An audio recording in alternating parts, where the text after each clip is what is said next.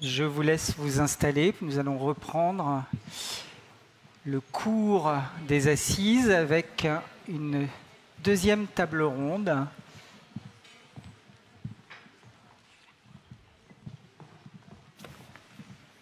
Une table ronde qui va plus spécifiquement s'attacher, comme je le disais en terminant la mienne, aux missions et services. Ces services peuvent-ils être, sont-ils un axe de renforcement du maillage? Et c'est Christelle Pangrazi qui dirige l'actualité chez nous, qui va s'attacher à trouver des éléments de réponse à cette question avec les participants à ce débat. Christelle, je te laisse donc prendre la parole et inviter les participants. Okay. Merci Laurent. Alors, plus l'officine s'implique dans les soins primaires, plus son équilibre économique se fragilise. C'est l'un des paradoxes les plus troublants du système de santé français. D'un côté, on confie aux pharmaciens de plus en plus de missions, vaccination, entretien, dépistage. De l'autre, les rémunérations qui accompagnent ces actes sont faibles, incertaines, parfois symboliques et souvent en décalage total avec les coûts réels de mise en œuvre. Alors on peut poser la question franchement, est-ce qu'on a renforcé le rôle clinique du pharmacien sans jamais lui donner les moyens d'en vivre? Aujourd'hui, cet enjeu est central parce que c'est justement à travers ces missions, ces services rendus aux patients que se joue l'avenir du maillage officinal. Sa capacité à rester dense, accessible, à attirer les jeunes, à garder du sens et surtout à tenir économiquement dans la durée. Mais est-ce qu'un modèle qui repose à la fois sur des responsabilités de santé publique et une logique de volume peut tenir le choc? Est-ce qu'il faut territorialiser les missions, différencier les services selon les bassins de population, les fragilités locales, et jusqu'où peut-on aller dans l'extension des missions sans brouiller les lignes entre les métiers? C'est tout l'enjeu de cette table. Nous allons avoir 5 regards complémentaires ancrés dans le réel pour éclairer cette question. Une question à la fois simple mais structurante, comment faire en sorte que les nouvelles missions renforcent l'officine sans l'épuiser?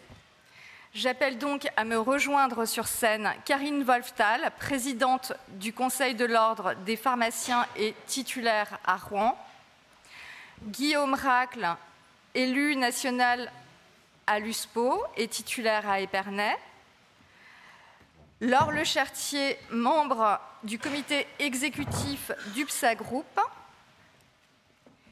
Ilan Racoton-Dreny, président de l'ANEP, et Jean-Pierre Thierry, conseiller médical de France Asso Santé, qui regroupe des associations de patients pour un accès équitable aux soins pour tous.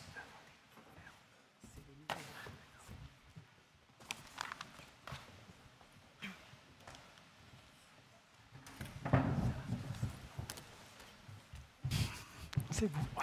Tout le monde est en place, c'est bon. Alors, cette table ronde va être découpée en 3 parties. Nous allons, dans un premier temps, parler de l'accès aux soins, dans un second temps, de l'économie liée à ces missions, et dans un troisième temps, de la territorialisation de ces missions. Jamais les missions des pharmaciens n'ont été aussi nombreuses, jamais leur périmètre d'intervention n'a été aussi étendu. Mais une question essentielle reste en suspens. Est-ce que cela a réellement amélioré l'accès aux soins, notamment dans les zones sous-dotées, là où les médecins se retirent, où les délais explosent, où les patients renoncent? Derrière l'ambition politique, quelle est la réalité vécue sur le terrain? Et surtout, quelles conditions faut-il réunir pour que ces missions s'installent durablement, qu'elles ne soient pas de simples palliatifs à un système qui s'essouffle? J'ai donc une question pour vous tous. Ces nouvelles missions ont-elles vraiment changé la donne pour les patients, en particulier là où l'accès aux soins est le plus fragile? Je vous laisse commencer, Karine. Merci, bonjour à tous. Merci beaucoup pour l'organisation de cette journée. En effet, la question du maillage est au cœur de nos préoccupations. Donc un grand merci de nous donner l'opportunité à tous de nous retrouver et de nous exprimer sur ces questions. Alors, sur la première question des missions, je pense qu'il faut prendre en considération plusieurs choses. Oui, l'extension de ces missions est indispensable. D'abord parce que les patients en ont besoin. Les patients nous le demandent. On laissera les patients s'exprimer, mais je pense que le pharmacien, de par sa place justement dans le système de santé, dans les territoires, il doit prendre son rôle pour aider le patient dans son parcours de soins, dans l'orientation et surtout dans les soins de premier recours. Donc il n'y a pas trop de débat là-dessus. Après, la vraie question, et vous l'avez posée dans vos propos liminaires, c'est comment on les installe, ces nouvelles missions, comment on les organise avec les autres professionnels de santé, et surtout comment le pharmacien s'adapte dans son territoire et comment il s'adapte avec sa patientèle. Parce que la question, ce n'est pas que tous les pharmaciens fassent tout. La question, c'est d'ouvrir, comme je le dis souvent, le champ des possibles, et après de trouver en effet pour chaque pharmacien la meilleure façon de mettre en place. Peut-être aussi rajouter un mot, de dire aujourd'hui, les questions de santé, vous le savez, dans les différents sondages d'opinion publique, la santé est devenue là une des préoccupations majeures des Français. Donc les pharmaciens ne pouvaient pas rester en marge de cette question et devaient nécessairement se poser la question de comment le pharmacien pouvait contribuer à améliorer le système de santé et l'accès aux soins pour nos concitoyens. Et puis peut-être aussi prendre en compte une autre considération, je pense qu'on aura peut-être l'occasion d'en débattre, si ce n'est pas ici, mais dans d'autres forums, l'évolution de la technologie, de l'intelligence artificielle, qui va nécessairement, là encore, transformer notre exercice et notre métier et notre relation aux patients. Mais à mon sens, il faut percevoir ces évolutions comme des réelles opportunités pour être davantage au contact avec le patient, de renforcer justement la pharmacie clinique, parce qu'aujourd'hui, c'est de ça dont ont besoin nos patients et nos concitoyens, c'est cette relation humaine. Et oui, il fallait s'engager dans la pharmacie clinique, oui, les technologies vont nous aider, mais il reste bien évidemment plein de questions à résoudre autour de ça. Je parlerai moins de l'aspect économique, Guillaume s'en chargera, mais les questions de ressources humaines, les questions territoriales, donc tout ça, on aura l'occasion, je pense, d'y revenir. Merci Karine. Alors Guillaume, je vous repose la question. Ces nouvelles missions ont-elles vraiment changé la donne pour les patients, notamment dans les territoires où l'accès aux soins est le plus fragile? Effectivement, aujourd'hui, on le dit souvent, les pharmaciens, sont toujours adaptés aux besoins des patients. On est passé d'une ère où on faisait des préparations de médicaments à une ère qui était beaucoup plus centrée sur la dispensation de produits de santé. Et puis je suis même convaincu qu'aujourd'hui on est dans une ère de service. Et on est un petit peu peut-être à la transition entre l'ère de dispensation et de service. Non pas que la dispensation n'existera plus et non pas que ce n'est pas notre cœur de métier, bien au contraire, ça restera notre cœur de métier, mais en tout cas ma vision c'est de dire notre acte de dispensation aujourd'hui c'est l'acte socle du métier de pharmacien d'officine et grâce à cet acte socle on y ajoute d'autres actes qui sont des actes de prévention, des actes d'accompagnement, des actes de dépistage qui sont demandés et nécessaires pour les patients.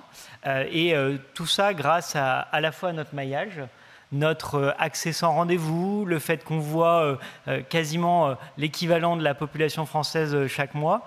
Et voilà, donc tous ces éléments-là font que à la fois on va s'adapter et on est en train de s'adapter, et à la fois tout ça est uniquement pour répondre aux besoins des patients et puis également aux enjeux de notre système de santé, parce que le système de santé, on se rend compte qu'il fait face quand même à un certain nombre d'enjeux.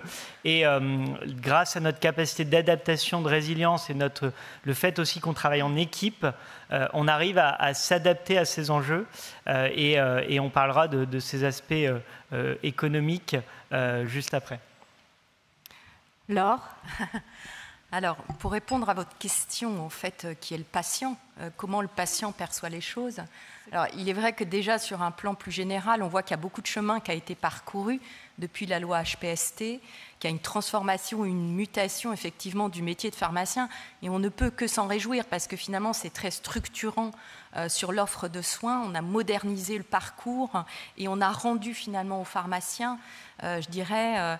un rôle qui est vraiment un rôle d'accompagnement, de conseil et d'être un élément clé dans le parcours de soins.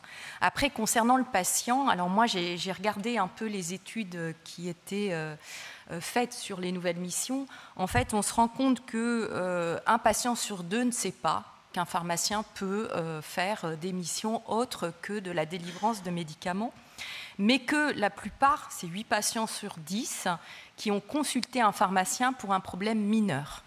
Et notamment, 50% ont aussi, dans ces personnes interrogées, consulté pour un acte de prévention. Donc on voit quand même que la question de la prévention commence à porter ses fruits en officine.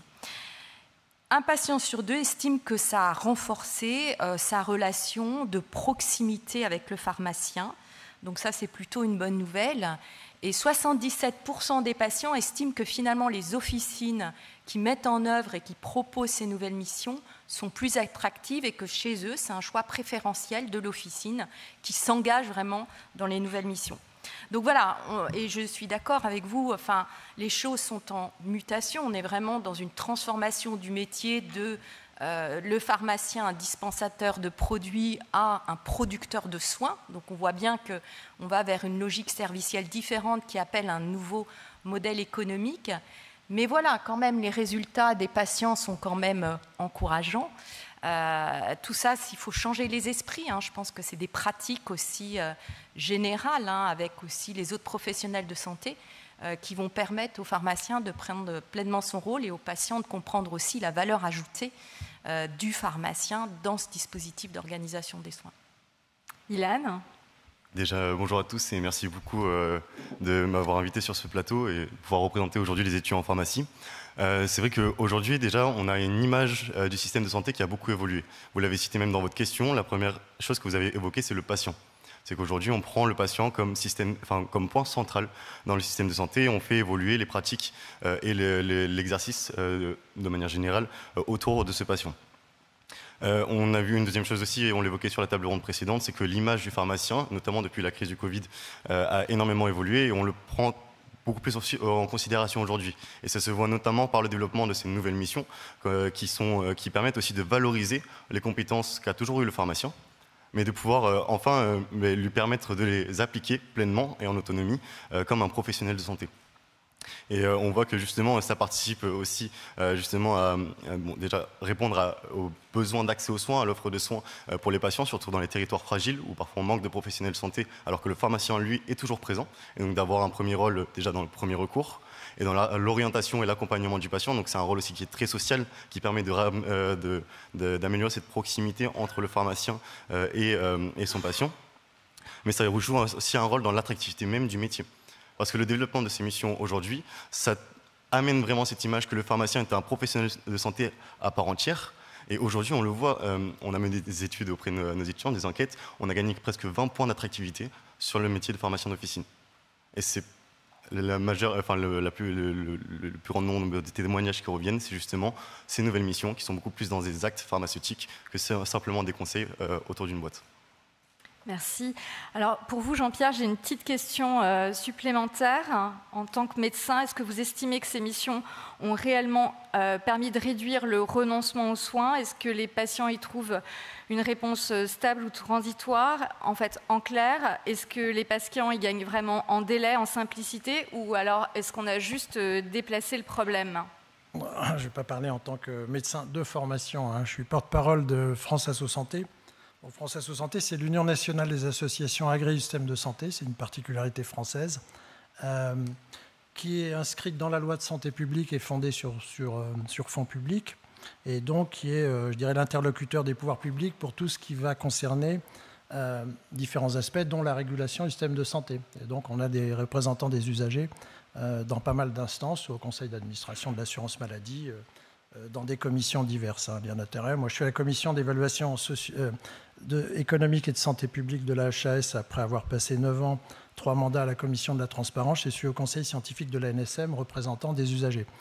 Je vous dis, on parle des patients. Dans France Asso Santé, on représente aussi des handicapés, des familles, des retraités et des usagers et des consommateurs, parce qu'on a 2 associations de consommateurs.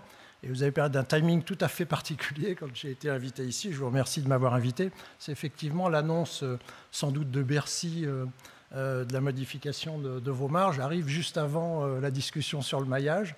Donc il y a un timing parfait. Mais il y a aussi aujourd'hui une conférence de presse dans des 2 associations de consommateurs qui étudient depuis assez longtemps les déserts sanitaires, les inégalités régionales. Et donc la conférence de presse est également aujourd'hui. Et on voit qu'en 10 ans, ces inégalités ont augmenté. C'est-à-dire que les départements les mieux dotés sont encore plus mieux dotés qu'il y a 10 ans, et ceux les moins dotés sont encore moins bien dotés. Et là, on parle des médecins. Donc, je vais vous faire une réponse indirecte à votre question. Aujourd'hui, l'actualité, c'est l'accès aux médecins généralistes, aux spécialistes, au plateau technique. On a compris que demain, si le maillage pharmaceutique d'officine rejoint les déserts sanitaires médicaux, ce sera double peine, on l'a bien compris.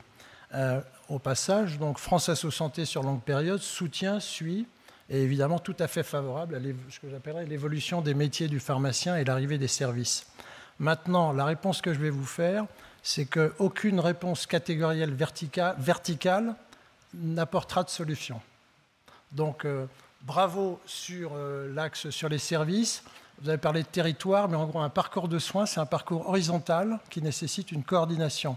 Et la France, on a dit que c'était pas mal, je suis d'accord, le système de santé est pas mal, à part du fait qu'il est 2 points en dépenses au-dessus de la moyenne européenne et qu'on a un déficit massif qui va s'accélérer. Et heureusement qu'on a un reste à charge assez faible, qui reste quand même critique pour certaines personnes, et qu'on ne veut pas voir augmenter. Ça, c'est un message que j'envoie à la personne ce matin dans la première table ronde, où on sentait la responsabilisation et donc éventuellement faire payer plus les patients. Ça va être encore plus difficile que des coups de rabot verticaux. Je vous donne tout de suite la réponse, parce que c'est 67 millions de Français qui seront concernés. Donc, dans ce contexte, la réponse, elle peut être que horizontale, favorisant la coordination. Chacun dans son domaine doit évidemment trouver les moyens d'améliorer les services, mais il n'y aura aucune réponse satisfaisante purement verticale.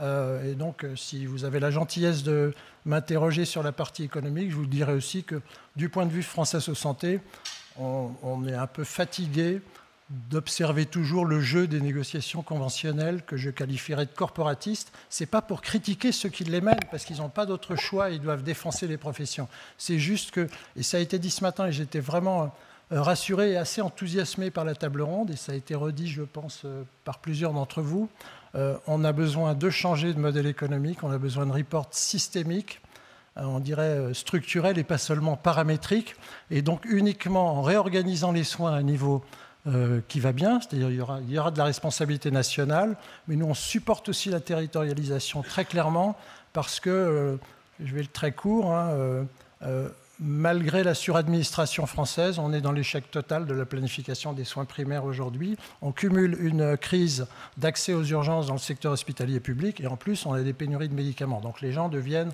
très nerveux, vous avez sans doute pu le constater tous les jours d'ailleurs. Et au niveau de France Asso Santé, donc, on va pousser des réformes systémiques, et donc on va engager les différentes corporations à la fois à défendre effectivement leur approche et aller dans le sens de réformes systémiques et pas seulement paramétriques, c'est le changement de modèle, mais à s'inscrire dans, puisqu'on a parlé de parcours de soins, dans des solutions qui pourront garantir la coordination et ce qu'on appelle aussi la défragmentation du système de santé français. Je pourrais revenir dessus, c'est un des systèmes les plus fragmentés dans le monde aujourd'hui. Merci. Karine, j'avais une question pour vous. Alors, deux questions en une. Une sur la cartographie. Alors, je vais parler d'absence de cartographie, je pense que vous allez me corriger, mais aujourd'hui, il n'y a pas de cartographie claire, à la fois de l'offre pharmaceutique sur les missions et pas d'identification non plus des besoins populationnels précis. Est-ce que cette absence crée une illusion d'équité ? Et j'ai une autre question sur le développement d'un système de prise de rendez-vous. qui permettrait aux patients finalement d'avoir une plus grande lisibilité des missions proposées. Est-ce que ce système de prise de rendez-vous permettrait inversement aux pharmaciens situés dans les zones fragiles de mieux se développer, de mieux s'organiser pour développer ces missions? J'ai combien de temps? Vous avez 1 heure. Bon, alors sur la cartographie, c'est un vrai sujet. Alors, il existe en effet un système, mais qui est malheureusement pas encore suffisamment connu, y compris des pharmaciens et probablement encore moins du grand public. C'est la plateforme qu'a mis en place sur le site santé.fr, le SPIS. Donc, le SPIS, je recherche le service public d'information en santé. En fait, c'est une plateforme qui a vu le jour au moment du Covid, où pour les Français, on pouvait identifier où est-ce qu'on pouvait se faire dépister, où est-ce qu'on pouvait faire la vaccination. Donc c'est à ce moment-là que le SPIS s'est mis en forme. Donc chaque pharmacien peut s'inscrire sur le SPIS et se référencer comme offrant des services, par exemple, comme la vaccination Covid. La cartographie, elle existe, elle est malheureusement peu connue, et surtout, elle n'est pas forcément adaptée à l'ensemble des nouvelles missions. C'est-à-dire qu'il faut la mettre à jour en fonction des récentes évolutions sur qui fait des TROD, qui fait des choses. Bon. Donc là, on ne peut que pousser les autorités à faire en sorte que cette plateforme se développe et surtout la faire connaître non seulement aux pharmaciens, pour qu'ils s'y déclarent, mais aussi aux patients. Et là, c'est une autre responsabilité des autorités, peut-être vis-à-vis de la CNAM, c'est de mieux faire connaître aux patients les services que peuvent rendre les pharmaciens, que ce soit en matière de prévention, de dépistage et autres, tous ces services. Le pharmacien a aussi toujours la possibilité de faire savoir, et là vous allez peut-être me voir venir avec mes sabots, sur le code de déontologie, dont on attend la nouvelle publication incessamment sous peu, la nouvelle version. Cette fois-ci, c'est pour de vrai. Oui, je sais. Je savais que j'allais me tirer une balle dans le pied en disant ça, mais cette fois-ci, on y croit puisque c'est transmis au Conseil d'État. Donc, incessamment sous peu, c'est-à-dire quand? J'aurais espéré avant l'été, mais voilà, c'est transmis au Conseil d'État. Donc, ça veut dire qu'on a tous les avis des GOS, des GCCRF, etc., Autorité de la concurrence. Donc, voilà, maintenant, c'est au Conseil d'État. Bon. Donc, et dans le code de déontologie, on parle bien de la différence entre information, publicité et communication. Donc, il est tout à fait possible, bien sûr, pour un pharmacien de faire savoir, que ce soit sur sa vitrine ou d'autres moyens, j'allais dire, plus d'actualité, de faire savoir ses services. Après, la question des rendez-vous. Lors de mes vœux à la presse, je crois que c'était en janvier, on m'avait posé une question, puis cette question a été un peu sortie du chapeau et ça a amené pas mal de commentaires des pharmaciens, ce que je comprends. Et en fait, la question c'était comment est-ce que les pharmaciens peuvent en effet s'organiser pour, dans leur pharmacie, parfois avec un seul pharmacien, peut-être 1 ou 2 préparateurs pour justement s'organiser. Et j'avais juste cité l'exemple de ce qui se passe au Québec, où les pharmacies québécoises rendent de nombreux services, peut-être encore plus nombreux que nous, et ne fonctionnent que, ou quasiment que, sur rendez-vous. C'est-à-dire qu'en fait, voilà, il y a plus, parce que ce qui est gênant pour nous tous, pharmaciens d'officine, et ce qui est difficile à vivre au quotidien, c'est ce qu'on appelle cette pression du comptoir. C'est-à-dire qu'on a cette file quasiment parfois jusqu'à la porte d'entrée, de gens qui attendent, qui sont souvent pressés, parfois malades.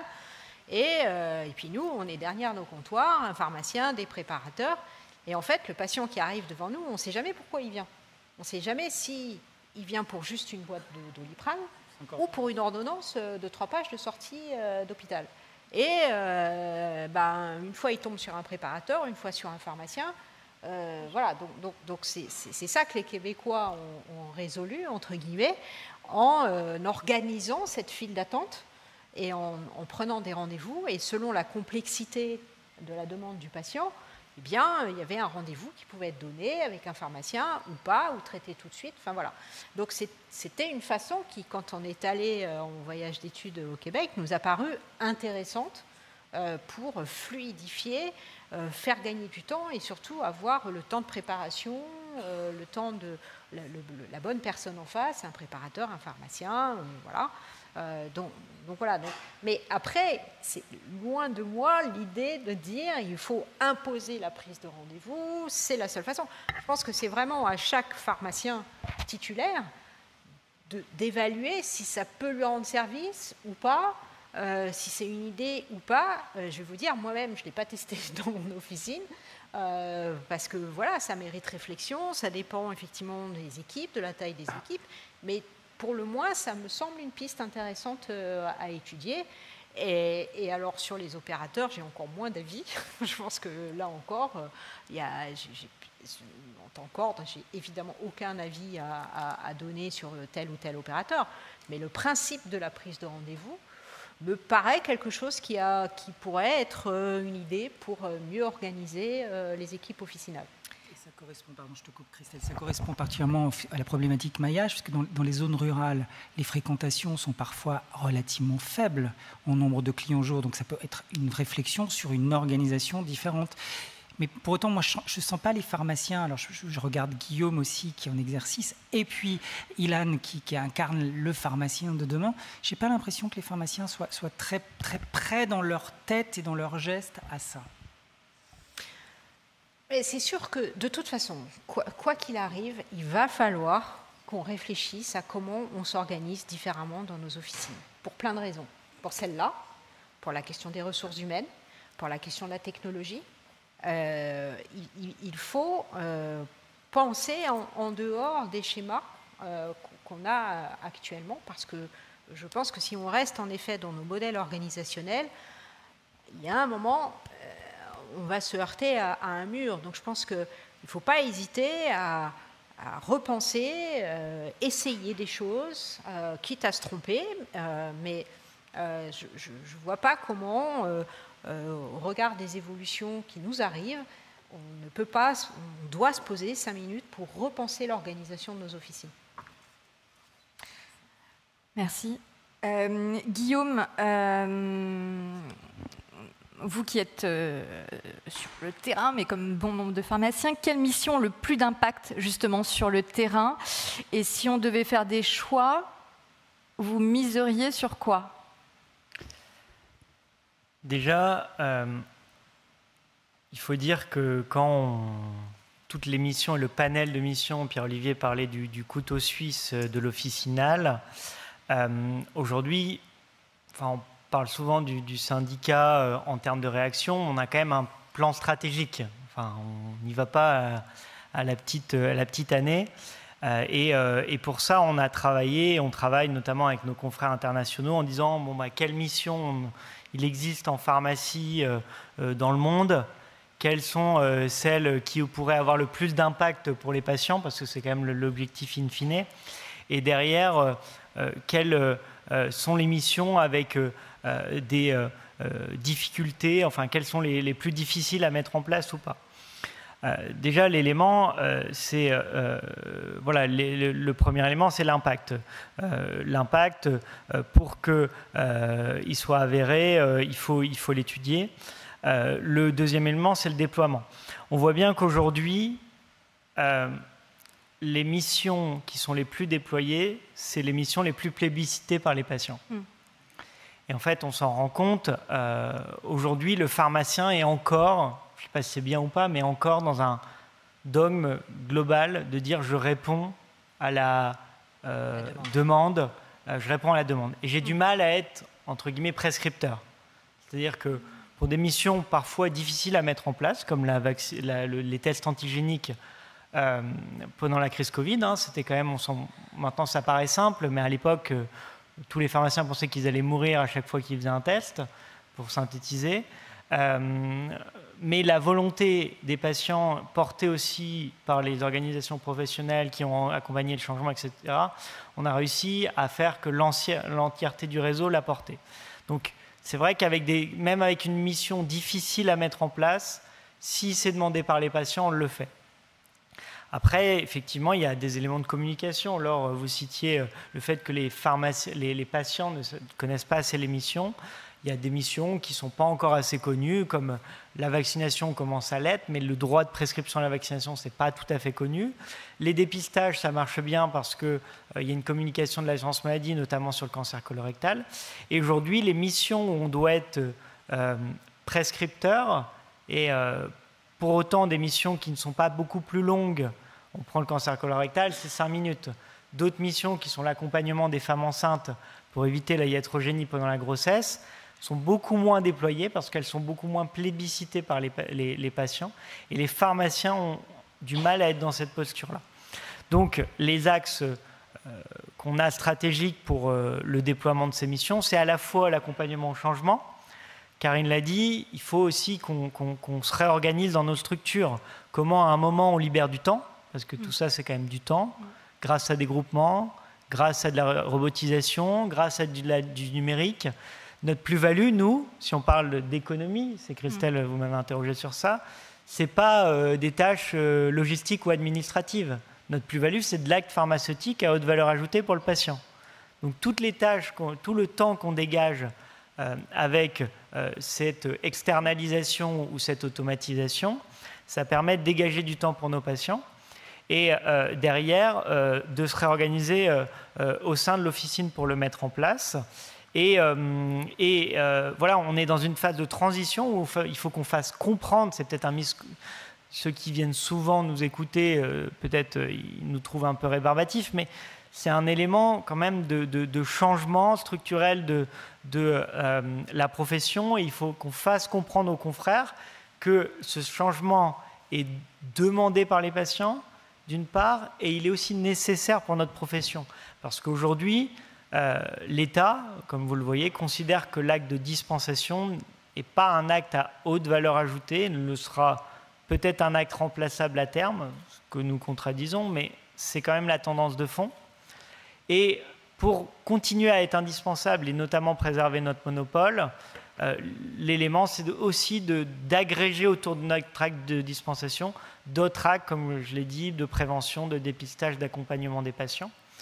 Et juste un dernier axe qu'on n'a pas cité, c'est tout ce qui est en termes d'accès aux soins. Aujourd'hui, Jean-Pierre le disait, on a un vrai sujet sur l'accès aux soins et notamment accès aux soins, des soins non programmés.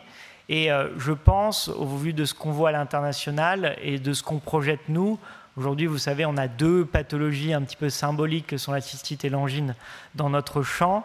Et ce qu'on pousse et ce qu'on a poussé auprès des autorités, notamment avec la généralisation d'OSIS, mais aussi à terme avec d'autres actes, c'est aussi finalement que le pharmacien puisse répondre quand le patient en a besoin. Parfois c'est le médecin, parfois c'est le pharmacien préalablement équipé, on va dire, de répondre à ces demandes et vraiment aux besoins du patient au moment T. On ne fait pas des services pour se faire plaisir, mais on fait des services pour les besoins du patient. Et puis ça permet tout ce panel de services, mine de rien. Benoît Le Gavrian disait ce matin, on voit que les officines rurales font 40% de services de plus que les officines un peu moins rurales. Ça permet aussi à ces officines-là d'être moins dépendants de la prescription et d'éviter ces phénomènes d'effets dominos qu'on voit parfois, de dire le dernier médecin du village ferme, ou on perd des médecins dans le village, derrière la pharmacie ferme. C'est aussi le but de ces missions, c'est tout le monde n'est pas obligé de toutes les faire, mais ceux qui le souhaitent, ils le font.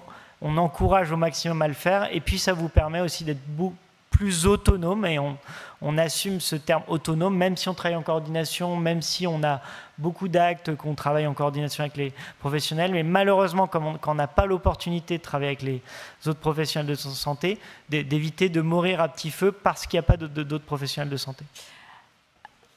Merci Guillaume. Là, moi j'ai une question pour vous aussi sur le volet économique, justement.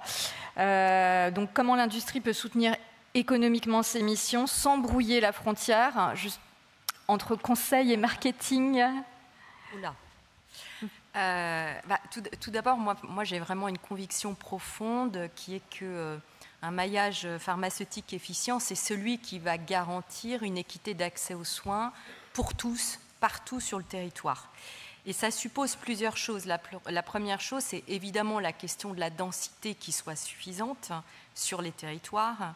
Et j'insiste beaucoup sur la question des territoires parce qu'on a souvent une vision très biaisée, assez parisienne. Moi qui vais souvent dans les territoires et notamment là où on est implanté, je peux vous dire que l'histoire est un peu différente. Et la deuxième chose qui permet de réussir à cette efficience, c'est aussi d'avoir des équipes qui soient formées, qui soient bien formées, qui soient valorisées pour ça et qui puissent être intégrées dans des réseaux de soins. Et donc, comment une industrie pharmaceutique peut-elle contribuer justement à cette réussite d'un maillage efficient et au déploiement des missions? Je vous donne juste l'exemple et cet éclairage justement avec UPSA, parce qu'il ne faudrait pas s'imaginer qu'une entreprise aujourd'hui, sa seule raison d'être, c'est de vendre du médicament. Ou en tout cas, si c'est son seul objectif, je pense qu'elle passe à côté de quelque chose, qui est qu'aujourd'hui, une entreprise, elle doit rechercher son impact positif sur l'environnement, la société, l'économie. C'est ça qu'on demande à l'entreprise, d'être responsable aujourd'hui. Et moi qui pilote la RSE pour le groupe UPSA, j'ai vraiment à cœur de développer cette raison d'être et cette vision en disant c'est quoi notre impact. Et d'ailleurs, nous avons été nous-mêmes certifiés Bicorp en septembre dernier. C'est un label international qui reconnaît l'impact des entreprises. Et donc, on donne des preuves concrètes de ce que l'on fait pour nos clients, pour nos employés, pour l'environnement.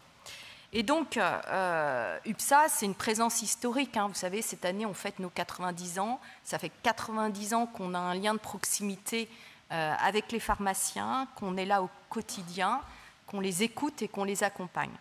Et donc, l'idée, c'est de se dire comment on peut contribuer sans, effectivement, être dans une relation marketing. De toute façon, ce n'est pas l'objectif. L'objectif, c'est qu'est-ce qu'on peut faire pour les pharmaciens.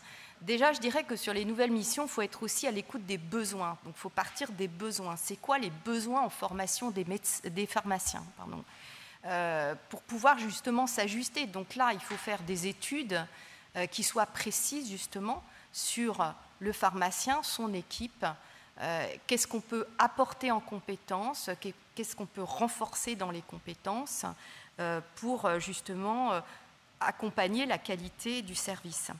Et donc ces formations, elles peuvent être dispensées par l'industrie pharmaceutique à partir du moment où elles sont conformes, et ça j'insiste, à des besoins, qu'elles sont aussi récurrentes dans le temps et qu'on puisse en mesurer les effets.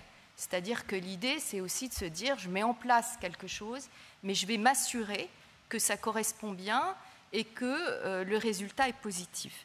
Il se trouve que nous, on l'a fait sur la prise en charge de la douleur, avec des études spécifiques sur des parcours douleur qu'on a pu tester comme ça auprès des pharmaciens en leur donnant des outils, leur permettant justement d'avoir un conseil adapté. Et ça peut être très bien dupliqué sur des nouvelles missions et ce que l'industrie peut faire en tant que partenaire. Parce que je pense qu'on peut être un partenaire pour développer des outils. En tout cas, nous, c'est un rôle qu'on revendique chez UPSA, parce qu'on trouve ça essentiel. L'idée, ce n'est pas d'être dans un monde cloisonné, c'est aussi de savoir travailler ensemble et poursuivre un objectif commun, qui est un objectif très louable pour l'organisation du système de soins et pour les patients. Merci Laure. Hélène, j'ai une question pour vous. Est-ce que aujourd'hui le manque de visibilité économique autour des nouvelles missions peut être un frein à l'installation pour les jeunes diplômés? Est-ce que c'est quelque chose que vous redoutez? Bon, je pense que déjà vous avez mis le doigt sur une problématique par rapport à nos études et à notre formation de manière générale. Aujourd'hui, il nous manque quand même certains fondamentaux. Quand on se destine notamment à l'officine, on a des enseignements sur le management, sur une gestion d'entreprise, mais qui restent quand même très superficiels. Pour donner un exemple, on sait ce que c'est que le BE, la marge brute, on sait ce que c'est le chiffre d'affaires. Enfin, quand on dit on sait ce que c'est une formule sur un papier qu'on nous donne lors de l'examen et qu'on applique juste avec des chiffres bêtement. Donc déjà, il y a des choses à revoir. Et d'ailleurs, c'était cité notamment par Philippe Bessé et Pierre-Olivier Variot tout à l'heure lors de la table ronde. Aujourd'hui, on est engagé depuis quasiment maintenant 10 ans dans une réforme de nos études pour justement avoir des études qui soient déjà plus adaptées et plus adaptables aussi en fonction de l'évolution de la profession. Alors, sur la question de est-ce que ce manque de visibilité au niveau, sur l'aspect économique des nouvelles missions peut être un frein à l'installation, je ne saurais pas vous répondre. Étant donné que justement, en tant qu'étudiant, on n'a pas de visibilité sur l'aspect économique, je ne suis pas sûr que ce soit un élément qui soit réellement pris en compte par les étudiants aujourd'hui pour se dire est-ce que je m'installe ou pas. En revanche, c'est ce que je disais tout à l'heure, c'est un gage d'attractivité pour les étudiants. Un gage d'attractivité pour la profession, pour l'exercice officinal, mais aussi pour l'installation. On a mené une enquête flash auprès de nos étudiants en leur demandant justement, parmi tous les étudiants qui se destinent à l'officine ou qui sont filiarisés en officine, qui souhaiteraient devenir titulaire un jour. On a plus de 75% de nos étudiants qui nous répondent « je veux devenir titulaire ». Et pour quelles raisons? On a 3 raisons qui ressortent principalement. Déjà, la liberté de choisir son mode d'exercice, l'esprit managériel, donc gestion d'entreprise, et l'élément qui est le plus ressorti, c'est le développement des nouvelles missions. Parce qu'on le disait tout à l'heure, cette nouvelle mission, elle permet vraiment d'ancrer le pharmacien comme professionnel de santé dans le système de santé et d'avoir une proximité auprès du patient. Maintenant, il faut aussi rappeler du coup quels sont les objectifs de ce développement des missions. Enfin, il y en a plusieurs. D'un côté, c'est de répondre à un besoin d'accès aux soins parce que le pharmacien est l'un des seuls professionnels de santé qui est présent sur l'ensemble du territoire. Donc, il y a quand même un enjeu aujourd'hui et tant mieux qu'on soit aux assises du maillage territorial parce qu'il faut conserver ce maillage. Mais on a aussi un deuxième enjeu, c'est de changer le modèle de rémunération, le modèle économique de l'officine et du pharmacien. Ça avait été évoqué aussi tout à l'heure. C'est ne plus être uniquement sur de la quantité, mais être sur de la qualité, de plus être sur du volume, mais être sur de l'acte pharmaceutique. Et au final, c'est cette rémunération de l'acte qui vient valoriser les compétences du pharmacien aujourd'hui et assurer sa place aussi en tant que professionnel de santé. Merci Ilan. Je vais vous demander à tous de raccourcir un tout petit peu vos réponses, pour qu'on puisse aller au bout, parce que tout est super intéressant, mais il faudra qu'on puisse aller au bout. Karine, une petite question, dernière question sur le volet économique, mais on reviendra dessus de toute façon un peu sur la territorialisation. Mais alors, question qui fâche un peu, est-il... Non. Je m'en vais. Est-il éthiquement soutenable que certains pharmaciens renoncent à des missions d'intérêt pour leurs patients, faute de moyens économiques pour les mettre en œuvre? Alors, tout dépend de quelle mission on parle. Il faut distinguer dans le Code de la santé publique ce qui est, comme on dit, le pharmacien peut ou le pharmacien doit.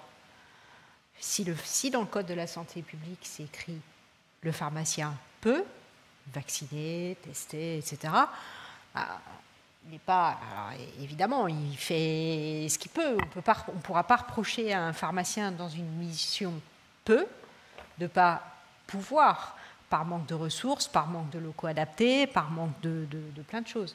Par contre, le pharmacien doit, là, en effet, il doit dispenser des médicaments, quels qu'ils soient. C'est le monopole qui nous impose, en effet, de dispenser des médicaments à un patient. Donc la nuance, la limite, elle est là, et selon la mission dont on parle et comment elle est inscrite dans le Code de la santé publique, s'il peut ou s'il doit. Je ne sais pas si j'ai bien répondu, mais si, vous avez répondu. Merci. On va passer à l'aspect territorialisation. Donc, à quelles conditions ces missions peuvent-elles vraiment s'ancrer dans les territoires? Jusqu'où faut-il aller pour qu'elles répondent aux besoins réels de santé, sans fragiliser les équipes, ni brouiller la lisibilité du parcours pour les patients?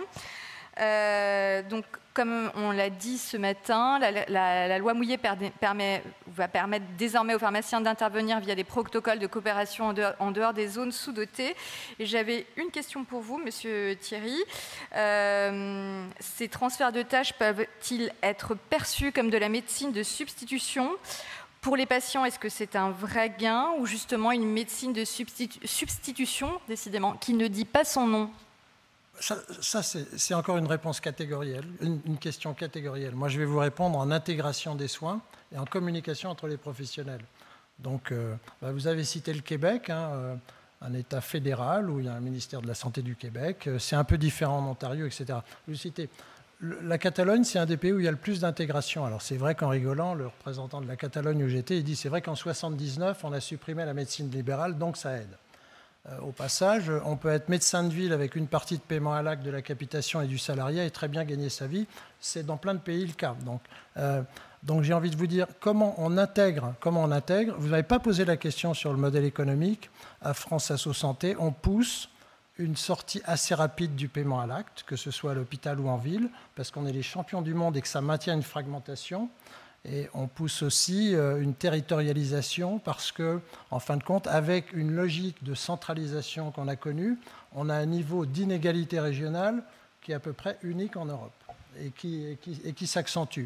Donc il faut trouver à la fois une péréquation au niveau des régions et une conduite nationale, mais il faut que maintenant les projets soient pilotés à partir du terrain. Et comme vous m'avez demandé de ne pas être très long, et donc ça a été dit ce matin, ils se projettent, les jeunes, et ça va redonner du sens à leur travail. J'avais un peu discuté sur certains aspects, etc.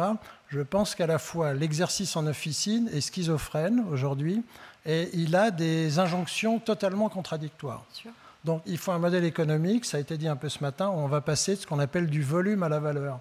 Et passer du volume à la valeur, c'est des réformes vraiment structurelles, systémiques, dans lesquelles, contrairement à ce qu'on a fait aujourd'hui, mais c'est tout à fait normal et je l'explique complètement, il faut raisonner en termes d'enveloppe en parlant à vos correspondants, que ce soit des demandeurs d'examen, c'est comme ça que les radiologues appellent les prescripteurs maintenant au passage, ou les prescripteurs qui sont les médecins de ville et les médecins spécialisés. Il n'y aura pas de solution en dehors d'une dynamique de réorganisation territoriale cadrée au niveau national et avec des nouveaux modèles économiques qui aujourd'hui vous sortiront des injonctions paradoxales, parce que je pense que quand on sort de la faculté, à la fois quand on est pharmacien, et j'ai énormément de respect, on est un technicien de la santé de haut niveau, et aussi on a une relation humaine avec les usagers qui est tout à fait privilégiée, ça a été dit, vous les voyez plus souvent que n'importe qui.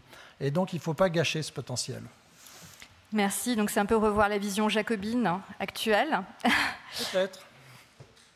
Laure, une question pour vous. Ces missions renforcent aussi le bon usage. Quel rôle pour l'industrie dans ce cadre, notamment pour préserver le maillage territorial ? Je pense que c'est vraiment une présence, une proximité, une présence terrain avec les équipes des laboratoires. Bon, je prends l'exemple du PSA, mais on a aussi notre propre maillage au niveau territorial avec nos équipes qui sont au quotidien auprès de la réalité des pharmaciens. Et encore une fois, là aussi, c'est travailler ensemble de concert, même au sein de structures comme les CPTS, etc. Enfin, tous ensemble, professionnels de santé, parce que je rejoins complètement votre vision cloisonnée, fragmentée en fait du système. Et c'est pour ça que tous les acteurs doivent prendre leur part de responsabilité, qu'ils soient publics ou privés, et qu'ils puissent être ensemble pour conduire des actions, ça peut être bon usage, mais aussi sur les nouvelles missions. Et ça, je pense que c'est essentiel, en fait, de revoir le paradigme et la façon de penser les choses. Donc il faut penser un peu autrement. Parfois, pour certains, il faut se faire violence pour essayer de se parler et de travailler ensemble. Donc, et l'industrie a sa place dans ce dispositif, à partir du moment où on lève aussi un certain nombre de stéréotypes qui peuvent être véhiculés sur la volonté qu'on aurait de vendre à tout prix nos médicaments. Bien évidemment qu'il y a des modèles économiques et qu'on doit aussi survivre, mais comme je vous l'expliquais, on a un rôle aussi sociétal et d'impact, de modèle d'affaires à impact qu'on doit rechercher aujourd'hui. Merci. Guillaume, une petite question pour vous. La loi Mouillet prévoit un panel de nouvelles missions sans revalorisation forcément, ni appui RH. Les officines, surtout les plus fragiles, pourront-elles suivre ? Et j'ai une autre question qui a été évoquée ce matin par Laurent. Faut-il revoir les rémunérations des missions en fonction des territoires, sachant que si on aboutit à une cartographie populationnelle ou est-ce que c'est quelque chose qui peut être envisagé par votre syndicat ? Question longue, réponse courte, c'est ça ? Exactement. Non, déjà pour dire que la réforme économique de la profession, je pense qu'on peut dire qu'on est une des professions les plus avancées. C'est-à-dire qu'on a déjà, depuis quelques années, on s'est désensibilisé des prix. Et ça n'a pas été une réforme facile. Il a fallu le faire porter au niveau des confrères. Et vous savez que tout changement brutalise un peu les pharmaciens et même de façon générale toute personne. Et aujourd'hui, même si ça a été difficile, on est prêt à aller vers une deuxième réforme qui est de se désensibiliser des volumes. Et en même temps que cette réforme qui se désensibilise des volumes, on porte vraiment l'officine de service Aujourd'hui, effectivement, ce qu'on entend, c'est que les services, c'est pas rentable, les services, c'est difficile, j'ai pas le temps, etc., etc.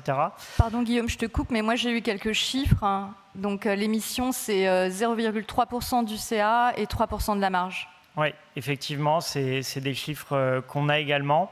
Il faut qu'on arrive à faire comprendre à nos confrères que c'est l'avenir, en fait. Et on ne survivra pas et on ne pourra pas, non pas seulement économique, mais de façon générale, c'est l'avenir du métier. Aujourd'hui, pour avoir été adjoint et maintenant titulaire, on ne peut plus, en 2025, continuer comme nos prédécesseurs à continuer à passer son temps dans le bureau, à faire les achats, passer son temps à ranger les commandes, passer son temps à faire de l'administratif. Non, c'est plus ça notre métier. Notre métier, c'est de faire du service du patient. Effectivement, on va brutaliser un peu la chose, mais c'est plus facile de se faire tirer les chaussures par les laboratoires que être face à son patient, où là, on se challenge un petit peu. Et on parle souvent, nous, de la capacité au changement, de l'accompagnement au changement qu'on doit faire des confrères. Et effectivement, au début, c'est difficile. Au début, on fait un plan stratégique. Ceux qui le souhaitent, ils font un plan stratégique. Après, on se forme. Et après, les 50 premiers entretiens pharmaceutiques, c'est dur. Parce qu'on ne connaît pas par cœur le questionnaire. Parce qu'on est encore trop scolaire. Parce qu'on a plein d'incertitudes. Mais il faut qu'on arrive à faire comprendre aux confrères que cette courbe d'apprentissage, elle s'infléchit. Et au début, on n'est pas rentable. Au début, on n'en fait pas beaucoup, on prend beaucoup de temps pour le faire, mais au bout d'un moment, quand on commence à connaître le questionnaire par cœur, quand on a notre méthodologie d'accompagnement du patient et qu'on a un service qui est complètement intégré, le but c'est aussi de se dire, c'est pas quelque chose que je fais de temps en temps, que je fais par-ci par-là, de façon à et qui désorganise l'officine. Le but c'est aussi que ça devienne la procédure. Moi, aujourd'hui, quand j'ai un patient, hier j'avais une patiente avec une initiation d'AOD, la procédure dans mon officine, la démarche qualité dans mon officine, c'est que ce patient ait un entretien initial aux AOD. Et pour autant, ça n'a pas désorganisé mon officine parce que le questionnaire, je le connais par cœur, parce que mes collaborateurs, ils savent quand on le fait, etc. etc. Et à un moment, voilà, cette courbe d'apprentissage fait qu'on arrive à un moment où on ne désorganise plus l'officine, on met un temps raisonnable pour le faire et on retrouve une rentabilité sur la mission qui est directe, sans parler des rentabilités indirectes en termes de fidélisation, etc. etc. Merci. J'ai encore deux questions. Le temps, ça va aller?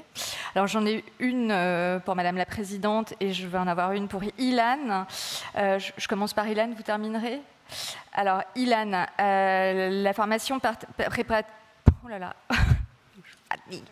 Oui, merci. La formation prépare-t-elle vraiment aux missions qu'on attend demain? Est-ce qu'on vous forme à des missions que vous ne pourrez pas exercer? Et à contrario, estimez-vous qu'il y a un manque de formation et d'anticipation pour les missions à venir? Je pense par exemple à la loi Mouillet. Est-ce que vous savez si on commence déjà à former aux futures missions? L'évolution de la formation, elle va être très hétérogène en fonction du territoire. Aujourd'hui, on a un principe en France, c'est qu'on a une autonomie des universités, ce qui fait qu'on a une évolution de la formation qui peut être très différente en fonction justement des dynamiques qu'on va avoir au sein des équipes pédagogiques. La formation aujourd'hui ne va pas aussi vite que l'évolution de la profession, surtout avec l'évolution des missions qu'on a aujourd'hui. Depuis 4-5 ans déjà, ça explose, mais au niveau de la formation, on avance que très lentement. Déjà, il faut plus de 10 ans pour faire une réforme de la 6e année, donc ça vous laisse déjà voir un petit peu le gap qu'il y a. Nous aussi, on se bat aujourd'hui pour cette réforme de la 6e année en officine. C'est surtout pour avoir du coup une formation qui soit adaptée aux compétences nécessaires pour la profession. Et surtout, du coup, avoir une formation qui n'est plus uniquement théorique, mais qui va être aussi pratique, adaptée entre le terrain, le stage et la formation du coup à l'université. Et qui pourra du coup s'adapter beaucoup plus rapidement en fonction du coup de l'évolution de la profession. Et puis de manière générale, on parlait tout à l'heure de jusqu'où peuvent aller les compétences du pharmacien et donc jusqu'où va aller la formation aussi des étudiants en pharmacie pour répondre à cette évolution des compétences. Je pense qu'aujourd'hui déjà la première question qu'il faut se poser, c'est quelles sont les compétences partagées entre les professionnels de santé et donc quelles sont les compétences qu'il va falloir apprendre communément à l'université et quelles sont les compétences qui sont propres, spécifiques à chaque professionnel de santé. Déjà, on aura une meilleure vision aussi de quel sera le rôle de chaque professionnel professionnels de santé en fonction de la répartition de ces professionnels sur le territoire et donc avoir une meilleure réaction par rapport à l'accès aux soins et à la demande des patients. Merci Ilan. La dernière question pour Karine Wolftal. Donc la loi Mouillet permet désormais aux pharmaciens d'intervenir via des protocoles de coopération. Comment l'ordre envisage-t-il d'encadrer cette montée en puissance des missions sans dévoyer l'équilibre interprofessionnel ni compromettre la confiance du public? Je vous laisse conclure, terminer. Lourde tâche. Alors, en effet, hein, ce qu'on peut regretter peut-être au cours des dernières années, je crois que j'en suis à mon 10e ministre de la Santé en 3 ans. On manque en fait j'allais dire, de vision de santé, d'une loi de santé qui s'inscrive dans la durée et qui ancre en effet le rôle de chaque professionnel de santé. L'objectif, c'est d'arriver à une coopération, on peut l'appeler comme on veut, entre professionnels de santé, où le patient sera assuré d'avoir le bon professionnel au bon moment, au bon endroit.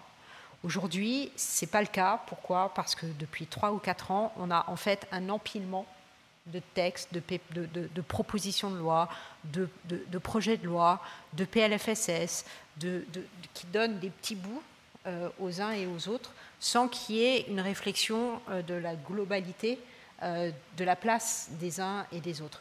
On avait les ordres, quand je dis on, c'est les ordres de santé, le CLIO. On avait pris l'initiative, nous à l'époque, c'était M.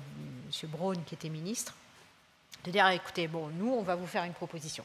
Nous, les ordres, tous les ordres de santé, on va se réunir et on va vous dire voilà comment nous, on pense qu'on doit s'organiser pour prendre en charge le patient. Bon, malheureusement, 2 mois plus tard, M. Braun n'était plus là. Bon. Donc c'est ça la difficulté. Et aujourd'hui, en fait, chaque ministre ou chaque administration, ou chaque parlementaire met en place un petit bout de truc. Et là, typiquement, on est sur un sujet d'actualité qui m'a un peu retenu ce matin, sur les infirmières de pratique avancée, où on a des textes qui sont orthogonaux avec les nôtres. Donc c'est compliqué pour tout le monde, parce qu'il n'y a pas cette vision, justement, et personne n'est contre les IPA, ce n'est pas le sujet, mais parce qu'il n'y a pas cette vision globale d'ensemble, de dire comment est-ce qu'on s'entend, comment est-ce qu'on prend en charge le patient collectivement, comment est-ce que nos textes ne se percutent pas, et aujourd'hui c'est ça qui manque.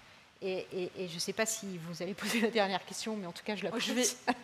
Si j'avais un souhait. Alors je vais la poser, comme ça tout le monde l'entendra. J'enchaîne, comme ça vous ne me la poserez plus. C'est simplification. Voilà, simplifions nos textes. Faisons en sorte qu'on puisse travailler en bonne intelligence avec l'ensemble des professionnels de santé et surtout dans nos exercices. Simplifions notre quotidien. On ne compte plus les textes dérogatoires, les textes... Enfin bon, je ne vais pas rentrer dans le détail parce que là, pour le coup, j'en ai encore pour 1 heure. Mais voilà, il faut simplifier notre exercice et simplifier le travail entre professionnels de santé. Alors, j'ai une question pour vous tous, pour terminer. C'est si vous deviez formuler une seule mesure prioritaire pour consolider les missions officinales et préserver le maillage, quelle serait-elle ? Jean-Pierre Thierry. Ah non, mais je vais reprendre les mots de la présidente. En fait, il faut une stratégie et une politique de santé, on n'en a pas. Et donc, il faut que dans cette politique et dans cette stratégie, le pharmacien, pour la valeur ajoutée qu'il peut apporter, qui est reconnue, ce n'est pas le problème, on la soutient, mais on sait que les modèles économiques sont plus viables. Donc, il faut qu'il puisse trouver à la fois des référentiels de pratique et un modèle économique viable. Et ça doit être fait en bonne entente, comme vous l'avez dit, Madame la Présidente, avec l'ensemble des différents intervenants autour du patient. Donc ça, c'est un challenge énorme en France parce que pour des raisons, je dirais, bureaucratiques, centralisatrices, budgétaires aujourd'hui de très court terme, effectivement, la fragmentation est totale. Et donc, si on ne sort pas de ça, il y aura des gagnants et des perdants, mais vous savez, les arbitrages, ils se feront de la plus mauvaise des façons. Et ça, c'est vraiment, pour les patients et les usagers que je représente, évidemment, c'est la plus mauvaise hypothèse. On n'a qu'à regarder le système de santé américain, je repasse un message ce matin, Quand les recherchages augmentent, les inégalités augmentent. Aujourd'hui, le médicament est la première cause de faillite personnelle aux États-Unis si on a une maladie grave. Merci. Ilan ? Je vais rester sur le volet assez étudiant. Déjà, finaliser la réforme de nos études pour avoir des études qui soient déjà adaptées et adaptables par rapport à l'évolution de la profession et des pratiques de manière générale. Merci, Laure. Alors moi, je pense effectivement qu'il y a des mesures court terme, moyen terme à mettre en œuvre pour préserver le maillage. Mais je pense aux jeunes, parce qu'en fait, moi je suis pharmacien, j'ai fait mes études il y a 30 ans. Mais aujourd'hui, je pense qu'il y a une vraie question d'attractivité du métier de pharmacien, effectivement, et de l'officine. Et que les nouvelles missions, c'est un levier qui est quand même important, qui permet de valoriser le rôle du pharmacien. Donc voilà, je dirais attractivité. Comment on fait rayonner aujourd'hui la pharmacie chez les jeunes pour qu'ils choisissent. Et je suis aussi à l'Académie de pharmacie. On avait montré dans notre rapport sur les nouvelles missions, justement, qu'il y avait un problème d'attractivité au niveau des études de pharmacie. Donc, pour moi, il y a quand même urgence à agir sur ce sujet-là. Sur ce levier. Et Guillaume ? Moi, il y a un souhait à court terme et un souhait à long terme.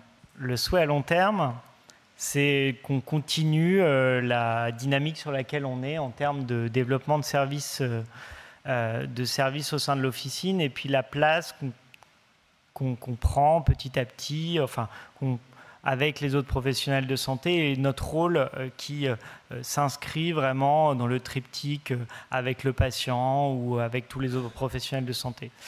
Et par contre, en court terme, c'est vrai que le souhait immédiat, c'est vraiment de ne pas toucher aux remises génériques. Parce que vraiment, là, on en rigole, tout le monde dans la salle.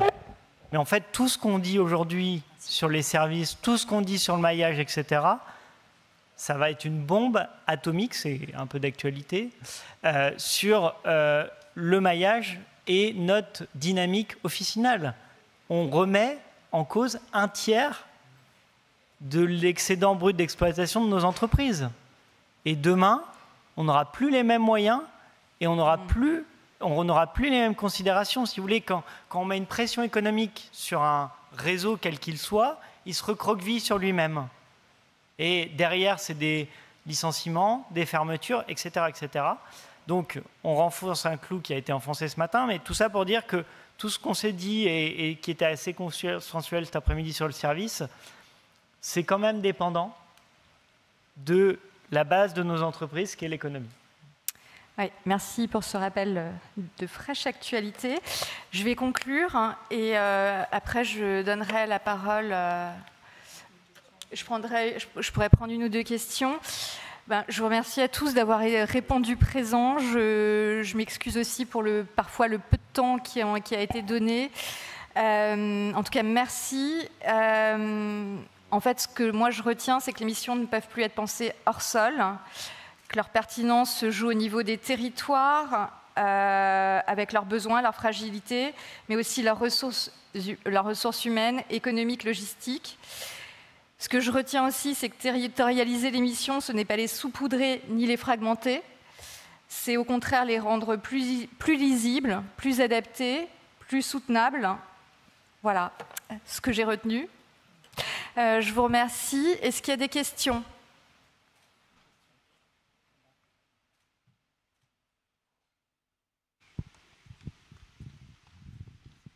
Bonjour à tous, Élodie, préparatrice en pharmacie et membre du CNPPBO.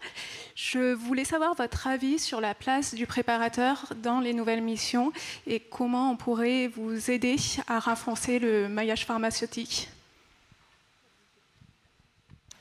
Je réponds. Moi, les préparateurs au sein des nouvelles missions sont complètement intégrés. C'est-à-dire que dans des équipes, vous avez des profils de patients, qui soient pharmaciens ou préparateurs, qui sont plus dynamiques, meneurs d'hommes, et qui ont des profils qui vont vous aider en tant que titulaire, parce qu'en tant que titulaire, vous ne pouvez pas non plus toute la journée vous épuiser à tout mettre en place tout seul. À un moment, il faut avoir des relais auprès des équipes. Et moi, par exemple, le mois dernier, on a fait le mois du souffle au sein de mon officine. Et c'était une préparatrice qui était en charge de coordonner le mois du souffle. Je lui ai dit, vous êtes la référente pour le mois du souffle. Vous me proposez, vous mettez en place les actions que vous souhaitez en termes de communication, en termes de formation de l'équipe, en termes de... voilà. Et à partir de là, vous avez votre rôle à jouer dans l'implication dans les nouvelles missions, parce que effectivement, ces nouvelles missions, c'est parfois difficile d'y penser tout le temps. Donc c'est vrai que cette dynamique de dire on fait un mois dédié, c'est plutôt malin, je trouve, et après on a une certaine rémanence.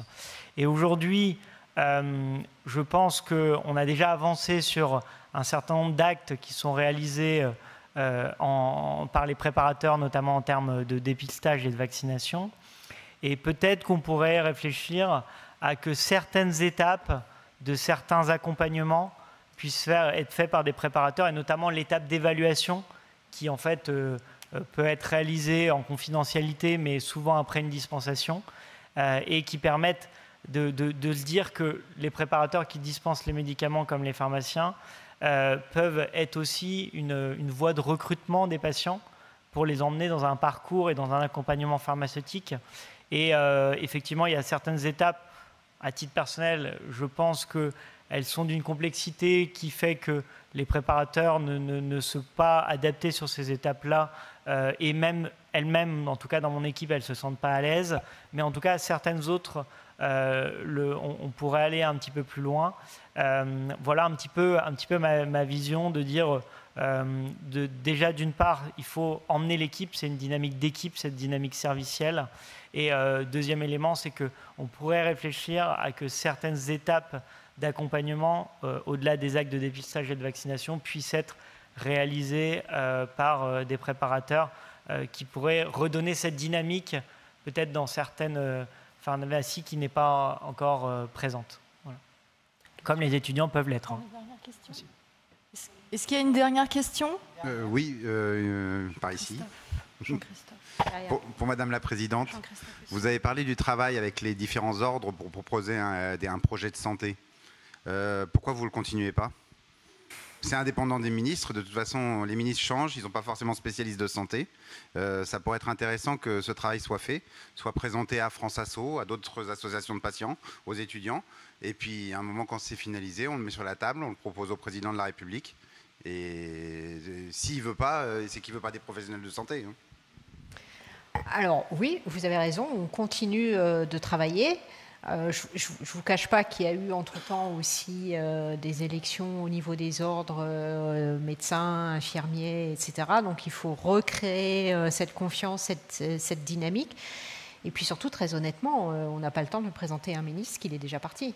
Oui, mais je suis d'accord avec vous, il faut absolument remettre, et j'espère qu'on aura l'occasion dès la rentrée de continuer les travaux en ce sens. Mais vous voyez, c'est un peu l'inconvénient de ce que j'évoquais tout à l'heure et de ces propositions de loi et de ces textes qui se sont empilés, c'est que je crains que ça ait fait l'effet inverse, c'est-à-dire que ça a opposé les professions entre elles en fait. Et que maintenant, c'est à nous, ordre en effet, et c'est là où je vous rejoins, de nous remettre autour de la table et dire, bon, allez, fini le corporatisme, fini le truc, remettons-nous autour de la table, et comment est-ce qu'avec ces missions que nous avons tous pour le patient, nous reformulons les propositions que nous avions faites. Jean-Christophe a une question. C'est plus une remarque qu'une question. On a beaucoup parlé du modèle économique des pharmacies, mais pas du modèle économique des groupements de pharmacies dans le cadre des nouvelles missions. Et en fait, à ma connaissance, il n'y a pas de vrai modèle économique pour les groupements de pharmacies qui, pour autant, doivent œuvrer, tout le monde l'a dit ce matin, on l'a répété, pour développer ces nouvelles missions. Et donc, à titre très personnel, peut-être ça sera partagé, je trouve heureux qu'on aille vers une maturité, une professionnalisation des groupements, parce que dans cet univers très éclaté, très hétérogène, très disparate, tout le monde ne tirait pas forcément vers le haut, et pour le bien et le développement de ces nouvelles missions. Merci. Merci à vous, merci infiniment.